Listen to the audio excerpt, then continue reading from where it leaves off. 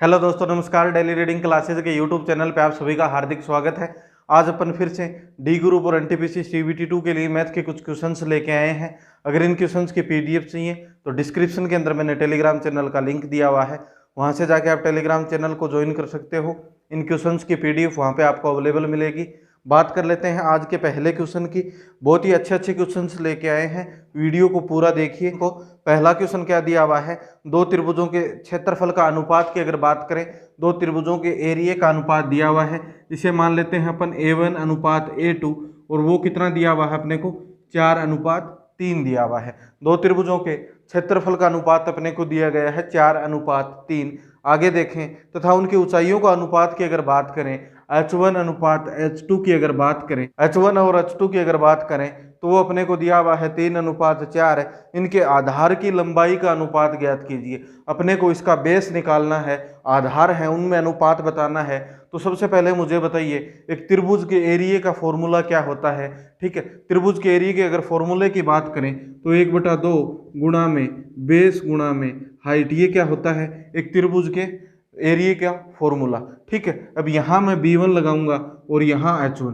जब भी अपने को कोई किसी भी दो चीज़ों का अनुपात दिया होगा, जैसे मैं बोल दूं यहाँ अपने को त्रिभुज का अनुपात दिया हुआ है, त्रिभुज के क्षेत्रफल का अनुपात अपने को दिया हुआ है, तो इसका मतलब हुआ जो A1 अपॉन A2 बराबर 4/3। A1 अपॉन A2 बराबर कितना हो गया, 4/3। पहले त्रिभुज का क्षेत्रफल अपॉन दूसरे त्रिभुज का क्षेत्रफल बराबर 4/3। अब आपको पता है कि पहले त्रिभुज के क्षेत्रफल का अगर फॉर्मूला लगाएंगे तो वो क्या होगा, 1/2 गुना बेस गुणा में हाइट। अगर बात करें दूसरे त्रिभुज के क्षेत्रफल की तो वो क्या होगा, 1/2 गुना B2 गुणा H2, और इसके बराबर अपने को क्या दिया हुआ है, 4:3। ठीक है, अब आगे देखो इस क्वेश्चन को कैसे करेंगे। 1/2 से 1/2 यहाँ कट रहा है। B1 का अपने को B1 और B2 का अनुपात अपने को निकालना है, और H1 H2 अपने को दिया हुआ है।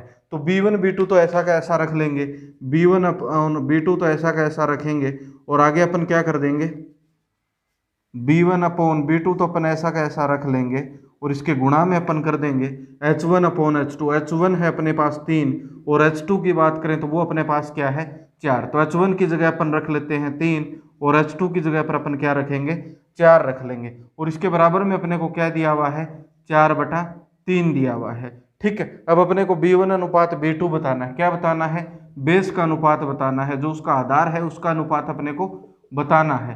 तो देखो B1 और B2 तो यहाँ है। अब इस 3/4 को मैं बराबर के दूसरी साइड लेके जाऊंगा तो ये क्या हो जाएगा, बराबर के दूसरी साइड जाके 4/3 हो जाएगा। तो आगे अगर बात करें तो 4 चौके 16 और 3 तिया 9। अगर इसके अनुपात की बात करें तो वो क्या आ जाएगा अपने पास, 16:9। इसका अनुपात अपने पास क्या निकल के आ गया, 16:9 निकल के आ गया। अब अपना नेक्स्ट क्वेश्चन देख लेते हैं। नेक्स्ट क्वेश्चन क्या दिया हुआ है, एक नाविक धारा के विपरीत 10 किलोमीटर जाता है तथा धारा की दिशा में 25 किलोमीटर, प्रत्येक दिशा में उसे कितना समय लग रहा है, 5 घंटे लग रहा है। तो धारा का वेग बताइए। अपने को धारा का वेग पूछा है। मान लेते हैं कि नाव का जो वेग है, नाव का जो वेग है वो क्या है, x किलोमीटर/आवर है। और अगर बात करें धारा के वेग की, धारा का जो वेग है वो अपन माने y किलोमीटर/आवर है। अब आपको पता है जब धारा की दिशा में वो जाएगा तो अपने पास क्या आएगा, x प्लस में y, और धारा के विपरीत दिशा में जाएगा तब वो अपने पास क्या आएगा, x माइनस में y। जो नाव का वेग है उसमें धारा का वेग जुड़ेगा जब वो धारा की दिशा में जाएगा, और जब वो धारा के विपरीत दिशा में जाएगा तो क्या होगा, उस जो नाव का वेग है उसमें से क्या माइनस हो जाएगा, उस धारा का वेग माइनस हो जाएगा। अपने को दिया हुआ है कि जब वो जाता है तो दोनों दिशा में क्या करता है, जब धारा की दिशा में जाता है तो भी समय 5 घंटे लगते हैं, और धारा के विपरीत दिशा में जाता है तो भी समय 5 घंटे लगते हैं। अब बात करें अगर धारा की दिशा में वह कितने किलोमीटर जा रहा है, धारा की दिशा की अगर बात करें तो वह धारा की दिशा में तो जा रहा है 25 किलोमीटर। तो अगर यहाँ बात करें उसकी चाल की तो 25, समय कितना लग रहा है, 5, तो 5 किलोमीटर/आवर। धारा की दिशा में जा रहा है तो उसे समय, उसकी चाल क्या है, 5 किलोमीटर/आवर। अब अगर बात करें धारा की विपरीत दिशा में, जब वह धारा की विपरीत दिशा में जा रहा है तो उसकी चाल क्या होगी, धारा की विपरीत दिशा में कितने किलोमीटर जा रहा है, 10 किलोमीटर जा रहा है। अपॉन में समय कितना लग रहा है, 5 घंटे लग रहे हैं। तो धारा की विपरीत दिशा में उसकी चाल क्या है, 2 किलोमीटर पर हावर। और यहाँ ये क्या है, x प्लस वाई, ये अपने पास धारा की दिशा में जब वो जा रहा है तो उसकी चाल होगी, और x माइनस वाई जब वह धारा के विपरीत दिशा में जा रहा है तो उसकी चाल होगी। तो धारा की दिशा में जब जा रहा है तो उसकी चाल क्या है, 5 किलोमीटर, और धारा की जब विपरीत दिशा में जा रहा है तो उसकी चाल क्या है, 2 किलोमीटर। इतना आप सभी को समझ में आ गया होगा। अब अपने से क्या पूछा है, धारा का वेग पूछा है। तो यहाँ देखो, यहाँ आ गया अपने पास 2x बराबर कितना निकल के आया, 7 निकल के आ गया, और x बराबर अपने पास कितना आया, 3.5। ये तो क्या आ गया, x अपन ने माना था नाव का वेग, ये तो अपने पास नाव का वेग निकल के आ गया। अपने से पूछा गया है कि धारा का वेग क्या होगा, तो y का मान निकालना है। तो इन दोनों समीकरणों में से कोई भी एक समीकरण या इक्वेशन में अगर x का मान रखेंगे, चाहे 1 नंबर इक्वेशन में रखो, चाहे आप 2 नंबर इक्वेशन में रखो, किसी भी इक्वेशन में अगर आप x का मान रख दोगे तो y का मान आपके पास निकल के आ जाएगा, और यही अपने से पूछा गया है, धारा का वेग निकल के आ जाएगा। अब अपन एक समीकरण में या इक्वेशन में रख के देख लेते हैं। x की जगह मैंने रख दिया 3.5 प्लस y बराबर क्या है, 5। y बराबर अपने पास क्या आ जाएगा, 5 माइनस 3.5, तो y बराबर अपने पास कितना आ जाएगा, 1.5 किलोमीटर पर हावर। यहाँ अगर धारा के वेग की बात की जाए तो धारा का वेग अपने पास कितना निकल के आ गया, 1.5 किलोमीटर पर हावर। अब बात कर लेते हैं आज के नेक्स्ट क्वेश्चन की। नेक्स्ट क्वेश्चन क्या दिया हुआ है, एक संख्या का 40% दूसरी संख्या के 3/5 है, इन संख्याओं का अनुपात क्या होगा। बोल रहा है कि एक संख्या है, उसका जो 40% है वह दूसरी संख्या के 3/5 के बराबर है, या फिर उस संख्या का 3/5 है। अब मान लेते हैं कि पहली संख्या जो है वो अपन x माने और दूसरी संख्या क्या मान ले, y मान लेते हैं। अब क्वेश्चन क्या बोल रहा है कि पहली संख्या का 40%, पहली संख्या का 40% का मतलब क्या हुआ कि x का अपने को क्या लेना है, 40%। आगे क्या बोल रहा है, दूसरी संख्या के 3/5 है, पहली संख्या का 40% दूसरी संख्या का 3/5 है, या फिर बोले दूसरी संख्या के 3/5 के बराबर है। तो y गुणा में क्या हो जाएगा, यहाँ पे 3/5, और अपने से पूछा गया है x अनुपात y, मतलब x अपोन में y बराबर क्या होगा, ये अपने से पूछा गया है। ठीक है, अब देखो यहाँ 0 से 0 कट गया, 2 दूनी 4, 2 5 10 आ गया, 2x अपोन कितना, 2 गुना, या तो आप x गुना में सीधा कर लो, 2/5 बराबर में क्या है, y गुणा में 3/5। इतना आप सभी को समझ में आ गया होगा। आगे अपन क्या करेंगे, अपने को निकालना क्या है, x अपोन वाई। तो x और y को एक तरफ लेके आ जाएंगे, इस y को इधर लेके आए तो ये यहाँ गुणा में था, इधर आके भाग में आ गया, क्या आ गया, x अपोन वाई। अब देखो ये 2/5 यहाँ गुणा में था, तो दूसरी साइड जाके किस में जाएगा, भाग में जाएगा, और भाग में जाएगा तो अपन संख्या क्या कर देते हैं, पलट के लिख देंगे। ठीक है, 2/5 को अपन क्या लिख देंगे, 5/2 लिख देंगे। अभी यहाँ 5 से 5 कट रहा है, तो x अपोन वाई बराबर कितना आ गया, 3/2, या फिर बोले अपन x अनुपात y बराबर कितना निकल के आ गया, 3/2। और यही अपने से पूछा गया है, पहली संख्या का दूसरी संख्या के साथ क्या अनुपात है। ठीक है, आगे बात कर लेते हैं नेक्स्ट क्वेश्चन पे। यदि n एक ऋणात्मक पूर्णांक हो तो निम्न में से सबसे छोटा कौन सा होगा। बोल रहा है कि n है वो क्या है, एक ऋणात्मक पूर्णांक है, कोई ऋणात्मक संख्या है, तो जो अपने को ऑप्शन में दिए हुए हैं इनमें सबसे छोटा कौन सा होगा। सबसे पहले तो मुझे ये बताइए, 0 यहाँ पे दिया हुआ है, एक ऑप्शन अपने को क्या दिया हुआ है, -n दिया हुआ है, और एक ऑप्शन अपने को दिया हुआ है 2n और एक n², एक ऑप्शन अपने को दिया हुआ है 2n और एक अपने को ऑप्शन दिया हुआ है n²। ये अपने को दिया हुआ है और पूछा है कि सबसे छोटा कौन होगा, और n क्या है, एक ऋणात्मक पूर्णांक है। मान लेते हैं कि 1 ही मान ले, n की जगह पर अपन क्या माने, -1 मान ले। तो सबसे पहले ऑप्शन नंबर ए है, इसकी अगर बात करें, -1 छोटा है या फिर 0 छोटा है। आप बोलोगे कि -1 छोटा है तो 0 तो छोटा नहीं हो सकता, इसका मतलब ये तो गलत हो गया।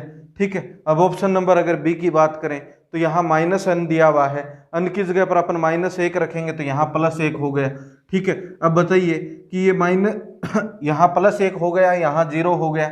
अब 2n की और बात कर लेते हैं, 2 गुणा में n का -1, n की जगह पर अपन क्या रखेंगे, -1, यहाँ अपने पास कितना निकल के आ गया, -2, n की जगह अपन रखेंगे -1 और -1 की स्क्वायर हो गया 1। अब मुझे बताइए सबसे छोटा कौन सा है। सबसे छोटा आप बोलोगे कि 2n सबसे क्या होगा छोटा, क्योंकि 0 से छोटा है -2, 1 से भी छोटा है -2। ठीक है, तो सबसे छोटे की अगर बात की जाए तो सबसे छोटा ऑप्शन नंबर क्या होगा, सी या फिर 2n। ठीक है, अब बात कर लेते हैं आज के नेक्स्ट क्वेश्चन की। यदि 34x 68 एक ऐसी संख्या है जो 9 से विभक्त है। सबसे पहले तो इस क्वेश्चन में अपने को पता होना चाहिए कि 9 की भाजकता का नियम क्या होता है। ठीक है, तो अपने को संख्या क्या दी हुई है, देखो 34x और 68 दिया हुआ है और बोल रहा है ये कोई ऐसी संख्या है जो कि किससे विभक्त है, 9 से विभक्त है। तो अपने को x का मान बताना है और छोटे से छोटा मान क्या होगा वो बताना है। तो अपने को देखो 9 की भाजकता का नियम क्या होता है, पूरी संख्या में जितनी भी डिजिट हैं उनको जोड़ दो और उसके इनके डिजिट के योग में अगर 9 का भाग जाता है तो उस संख्या में भी 9 का भाग जाएगा। तो सबसे पहले अपन देख लेते हैं इसकी जो डिजिट दी हुई है इनको जोड़ें। 3 और 4 plus x plus 6 plus 8, total योग कितना आया, 4 और 3 7 और 6 13 और 13 और 8 की बात करें तो 21 आ गया। अपने पास क्या आ गया, 21 प्लस में 1 आ गया अपने पास x। अब x की क्या वैल्यू रखूं कि 9 से डिवाइड हो जाए, इस 21 में जोड़ने के बाद 9 से डिवाइड हो जाए। अब आपको पता है 9 के टेबल में 9 दूनी 18 और 9 तिये 27, 3 बार में बाद में 9 तिये कितने होते हैं, 27 होते हैं। ठीक है, यहाँ इसका मतलब 27 से छोटी संख्या 18 21 से छोटी संख्या तो आ नहीं सकती कोई। ठीक है, अपने को कुछ ना कुछ ऐड करेंगे तो 21 से छोटी संख्या तो आ नहीं सकती, इसका मतलब कुछ ना कुछ बड़ी संख्या आएगी। अब 21 से बड़ी संख्या कौन सी होगी, 27 होगी। 9 के टेबल में और कौन सी बड़ी आती है 21 से, 9 के टेबल में 21 से जस्ट बड़ी संख्या कौन सी होती है, 27 होती है। इसका मतलब 21 में मैं क्या ऐड करूं कि 27 आ जाए। आप बोलोगे सर कि 21 में अगर आप 6 ऐड कर दोगे तो 27 आ जाएगा। तो इस संख्या x की जगह पे छोटी से छोटी अपन संख्या क्या रखें, 6 रखेंगे तो ये क्या होगी, 9 से डिविजिबल होगी। आगे बात कर लेते हैं आज के नेक्स्ट क्वेश्चन की। गोपाल के पास कुछ मुर्गियां और कुछ बकरियां हैं। क्या बोल रहा है कि गोपाल है उसके पास कुछ मुर्गियां हैं और कुछ बकरियां हैं। मान लेते हैं अगर मुर्गियों की संख्या की बात करें कि मुर्गियों की संख्या अपन माने, मुर्गियों की संख्या गोपाल के पास मान लेते हैं कि मुर्गियों की संख्या जो है वो x है। अब बात करें बकरियों की संख्या की तो बकरियों की संख्या माने y। गोपाल के पास बकरियों की संख्या कितनी है, y है। ठीक है, आगे क्वेश्चन में क्या बोल रहा है, यदि जानवरों के कुल 43 सिर हैं। इसका मतलब क्या हुआ, बकरियां और मुर्गियां, बकरी और मुर्गी टोटल मिला के कितनी है, 43 सिर हैं। इसका मतलब अगर बात करें तो मुर्गियां और बकरियां अगर दोनों को मिलाएंगे तो उनके टोटल सिर कितने हैं, 43। तो बकरियों और मुर्गियों की संख्या की अगर बात की जाए तो वो कितनी होगी, x प्लस वाई की अगर बात की जाए तो वो कितनी होगी, 43। ठीक है, अब अपन देख लेते हैं क्वेश्चन के अंदर क्या दिया हुआ है। आगे दिया हुआ है कि और कुल 142 पैर हैं। पैरों की संख्या अपने को कितनी दी हुई है, 142 पैरों की संख्या दी हुई है। अब मैंने माना कि मुर्गियों की संख्या कितनी है, x। एक मुर्गी के अंदर कितने पैर होते हैं, एक मुर्गी के 2 पैर होते हैं। इसका मतलब एक मुर्गी के पैरों की संख्या कितनी हुई, 2x। एक मुर्गी के पैरों की संख्या कितनी होगी, 2x। अगर बकरी के पैरों की संख्या की बात करें तो एक मुर्गी के पैरों की संख्या कितनी हो गई, सॉरी बकरी के पैरों की संख्या कितनी हो गई, 4x। और इनका टोटल योग 2x प्लस 4x बराबर अपने को कितना दिया हुआ है, 142। 2x प्लस सॉरी यहाँ 4y होगा ना, 4y बराबर अपने को कितना दिया हुआ है, 142 दिया हुआ है। क्योंकि अगर एक बकरी के 4 पैर होते हैं तो y बकरियों की अगर बात की जाए तो 4 गुना में y। जैसे मैं बोलूं कि एक बकरी के 4 पैर हों तो 2 बकरियों के पैर बताइए, आप क्या करोगे, 4 गुना में 2 ही तो करोगे, 8 पैर आ जाएंगे। उसी प्रकार अगर y बकरियां हैं तो आप क्या करोगे, 4 गुना में y, तो टोटल बकरियों के पैरों की संख्या कितनी होगी, 4y। और बात की जाए अगर टोटल मुर्गियों के पैरों की संख्या की तो वो क्या हो जाएगी, 2x। अब 2x प्लस 4x बराबर कितना दिया हुआ है अपने को, 142। टोटल पैरों की संख्या कितनी दी हुई है, 142। अब अपने को क्या निकालना है, इसमें अपने को निकालना है कि कुल मुर्गियां कितनी हैं। मुर्गियों को अपन ने क्या माना, x। जो भी आपको निकालना हो, यहाँ मुर्गियां निकालनी है तो आप बकरियों की संख्या को सेम कर लोगे, अगर आपको बकरियां निकालनी है तो मुर्गियों की संख्या को सेम कर लोगे, जिससे आपको क्या होगा कि समीकरण का मान है जो आएगा x या y का, वो आपको दूसरी समीकरण में नहीं रखना पड़ेगा, सीधा आपका आंसर यहाँ से निकल के आ जाएगा। अपने को पूछा क्या है, मुर्गियों की संख्या कितनी होगी, तो अपन बकरियों की संख्या को बराबर कर लेंगे। यहाँ 4y है, यहाँ भी अपन 4y कर लेंगे, इसे 4 से गुणा कर देंगे पूरी समीकरण को, तो यहाँ 4x आ गया, यहाँ 4y आ गया, और इसे अगर अपन गुणा करें तो 4 तिये 12 और 4 चौके 16 और 1 17। कुछ नहीं किया मैंने, 43 को 4 से गुना किया है, और 43 को अगर आप 4 से गुना करोगे तो कितना निकल के आएगा, 172 निकल के आएगा। इससे आगे अपन क्या करेंगे, यहाँ पूरी समीकरण को माइनस से गुणा करें तो ये तो यहाँ 4y माइनस 4y प्लस का है, यहाँ पे माइनस का कट जाएगा, 4x माइनस 2x कितना हो जाएगा, 2x हो जाएगा, और 172 में से 42 निकालेंगे तो अपने पास यहाँ 30 बचा, और x की बात करें तो 30/2 बराबर 15। अपने को यही x का मान पूछा था कि मुर्गियों की संख्या क्या होगी, मुर्गियों की संख्या अपन ने x मानी थी, और x का मान अपने पास कितना आ गया, 15। इसका मतलब क्या हुआ कि मुर्गियों की जो संख्या है वो कितनी होगी, 15 होगी। अगर यहाँ बकरियों की संख्या आपको निकालनी हो तो टोटल सिर कितने थे अपने पास, अगर बात की जाए तो टोटल सिरों की संख्या अपने पास 43 थी, तो 43 में से 15 घटा दो, वो अपने पास क्या आ जाएगी, बकरियों की संख्या निकल के आ जाएगी। अब अपन देख लेते हैं आज के नेक्स्ट क्वेश्चन को। नेक्स्ट क्वेश्चन क्या दिया हुआ है, ए और बी एक व्यवसाय में साझेदार बनते हैं। ए ने कुल निवेश का 1/4 निवेश किया। ए और बी कोई व्यवसाय है, उसमें दोनों साझेदार हैं। अगर ए की बात करें तो ए ने क्या किया, जो कुल निवेश था उसका 1/4 निवेश किया। इसका मतलब बी ने कितना किया, अगर बी की बात करें, इसने 1/4 निवेश किया है तो बी ने कितना निवेश किया, 3/4। इसका मतलब ये हुआ कि अगर ए ने 1 निवेश किया तो बी ने कितना निवेश किया है, 3 निवेश किया है। ठीक है, ए ने अगर 1 निवेश किया तो बी ने 3 निवेश किया है। ये मैंने कैसे निकाला है, इसके बटे में भी 4 था और इसके बटे में भी 4 था। अगर इन दोनों को मैं 4 से गुणा कर देता हूँ तो कोई फर्क नहीं पड़ेगा, यहाँ अपना 1 आ गया और यहाँ अपने पास कितना आ गया, 3 आ गया। इसका मतलब ए ने अगर 1 निवेश किया है तो बी ने कितना निवेश किया है, 3 निवेश किया है। आगे बात करें, 15 महीनों के लिए लगाया।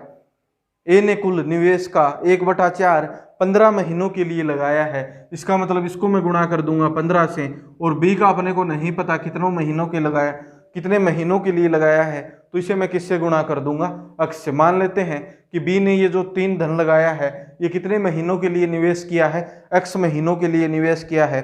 अपने से पूछा क्या है, बी का 2/3 भाग, बी को 2/3 भाग लाभ मिलता है। बी को लाभ कितना मिलता है, 2/3 भाग लाभ मिलता है। और अपने से और क्या बोला गया है, बी ने कितने समय के लिए पैसा लगाया, अपने को x का मान निकालना है। अपन ने माना है कि बी ने x महीने के लिए ये पैसा निवेश किया है। ठीक है, तो देखो यहाँ अपने पास 1 को अगर मैं 15 से गुणा करूंगा 15 आ गया, यहाँ पे 3x आ गया। अगर इसको काटें 3 एकम 3 और 3 5 15, यहाँ 5 आ गया और यहाँ अपने पास क्या आ गया, x आ गया। अब देखो टोटल धन निवेश कितना किया गया, 5 + x।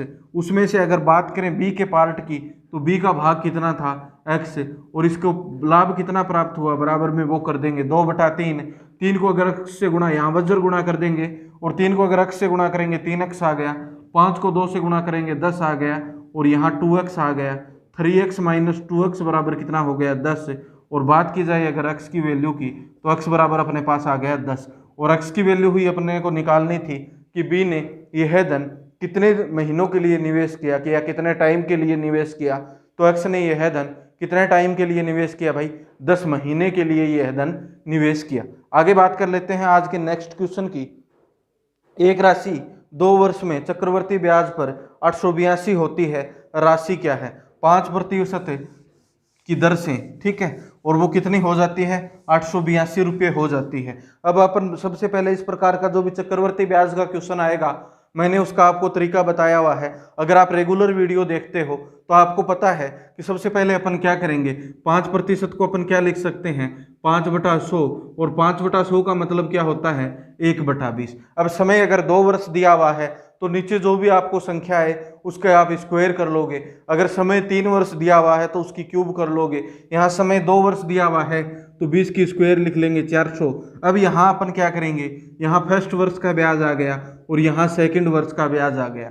ठीक है, अब दर कितनी है, 1/20, 400 का अपन यहाँ 1/20 निकाल लेंगे और यहाँ भी 1/20 निकाल लेंगे। ये फर्स्ट वर्ष का साधारण ब्याज आ जाएगा और ये सेकंड वर्ष का साधारण ब्याज आ जाएगा। अपने को पूछा चक्रवर्ती ब्याज है, मुझे भी पता है। अब देखो कैसे निकालेंगे। अगर 400 को अपन गुणा करेंगे 1/20 से तो यहाँ अपने पास 20 निकल के आएगा और यहाँ अपने पास कितना निकल के आया 20। अब अगर 400 रुपये की बात करें, 400 रुपये पे 5% की दर से 2 वर्ष का ब्याज की अगर बात करें तो वो अपना कितना निकल के आ गया 40 रुपये। लेकिन अपने को पूछा तो यहाँ अपने को पूछा क्या है, चक्रवर्ती ब्याज पूछा है और दिया क्या हुआ, चक्रवर्ती ब्याज दिया हुआ है। और चक्रवर्ती ब्याज का मतलब क्या होता है, ब्याज के ऊपर ब्याज लगना। फर्स्ट ईयर में जो उसने ब्याज कमाया है उन पैसों से, उसके ऊपर भी सेकंड ईयर ब्याज लगेगा। और किस दर से लगेगा, 1/20, 5% दर से। तो इसको भी अपन 1/20 से कर देंगे तो 20 गुणा में 1/20 का मतलब क्या होता है, 20 गुणा 1/20 का मतलब होता है 1। इसका मतलब टोटल ब्याज कितना कमाया उसने, 41 रुपये। अगर उसने 400 रुपये निवेश किए होते या 400 रुपये लगाए हुए होते तो उसके रुपये कितने हो जाते भाई, 5% की दर से 441 रुपये हो जाते। लेकिन टोटल हो रहे कितने हैं, 882। टोटल रुपये कितने हो रहे हैं, 882। 441 का मान अपने को क्वेश्चन में 882 दिया हुआ है। 882 इसको कितने से गुणा करूंगा तब 882 आएगा। अगर मैं 441 को 2 से गुणा कर रहा हूं तो 882 आ रहा है, तो इसे भी मैं क्या कर दूंगा, 2 से गुणा कर दूंगा। और अगर अपन 400 को 2 से गुणा करेंगे तो क्या आएगा, 800। इसका मतलब अगर मूलधन की बात की जाए तो मूलधन कितना था, 800 रुपये था। आगे बात कर लेते हैं आज के नेक्स्ट क्वेश्चन की। एक खरगोश 4 घंटे में 1 किलोमीटर चलता है। उसके बाद हर 1 किलोमीटर चलने के बाद वो 20 मिनट का क्या लेता है, ब्रेक लेता है। 20 मिनट में विश्राम करता है। बताइए कि 3.5 किलोमीटर की दूरी तय करने में उसे कितना समय लगेगा। एक खरगोश है, वो 1 किलोमीटर चलने में 1 किलोमीटर की जब दूरी तय करता है तो कितने समय ले रहा है, 4 घंटे का समय ले रहा है। ठीक है।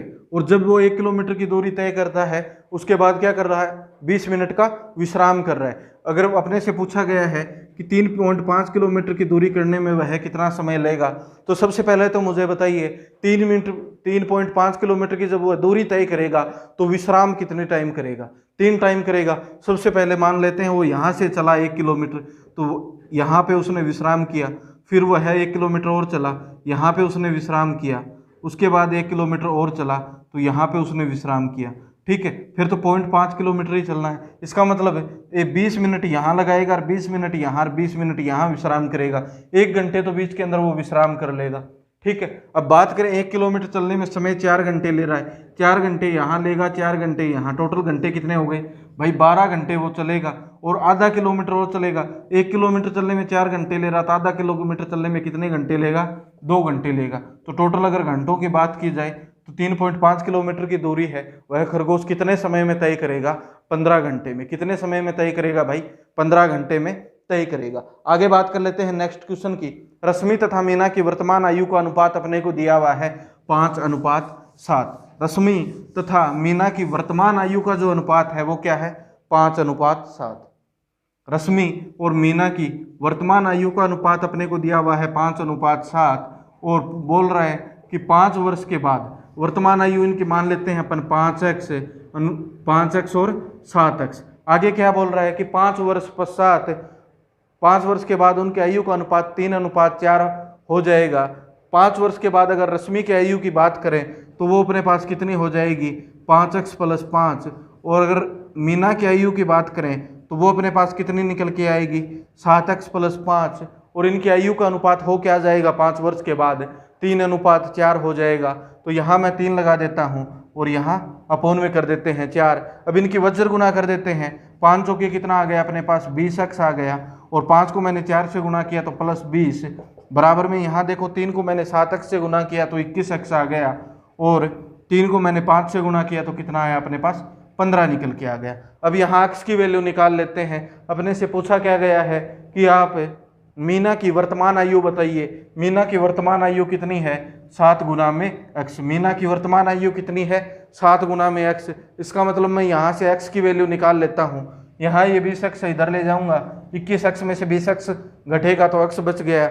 और इस 20 में से अगर मैं इस 15 को घटाऊंगा तो यहाँ कितना बचेगा अपने पास, 5 बच जाएगा। ठीक है। तो x की वैल्यू अपने पास कितनी निकल के आ गई, 5 निकल के आ गई। चाहे अब अपने को रश्मि की आयु वर्तमान आयु पूछे, चाहे मीना की वर्तमान आयु पूछे, अपन दोनों आसानी से निकाल सकते हैं। अगर बात करें मीना की वर्तमान आयु की, तो मीना की वर्तमान आयु 7x है। इसका मतलब 7 की जगह 7 और x की वैल्यू 5 आई है। तो अगर मीना की वर्तमान आयु की बात की जाए तो मीना की वर्तमान आयु 35 वर्ष हो जाएगी। और यहाँ अगर रश्मि की वर्तमान आयु की बात की जाए तो रश्मि की वर्तमान आयु 5x है। तो रश्मि की वर्तमान आयु की बात की जाए तो x का मान 5 रख देंगे, 5 गुना में 5, और रश्मि की वर्तमान आयु कितने वर्ष हो जाएगी? 25 वर्ष हो जाएगी। आशा करता हूँ ये क्लास आपको अच्छी लगी होगी। अगर आप चैनल पे नए हो तो चैनल को सब्सक्राइब कर दीजिए, वीडियो को लाइक और शेयर कर दीजिए। धन्यवाद दोस्तों, मिलते हैं नेक्स्ट क्लास में।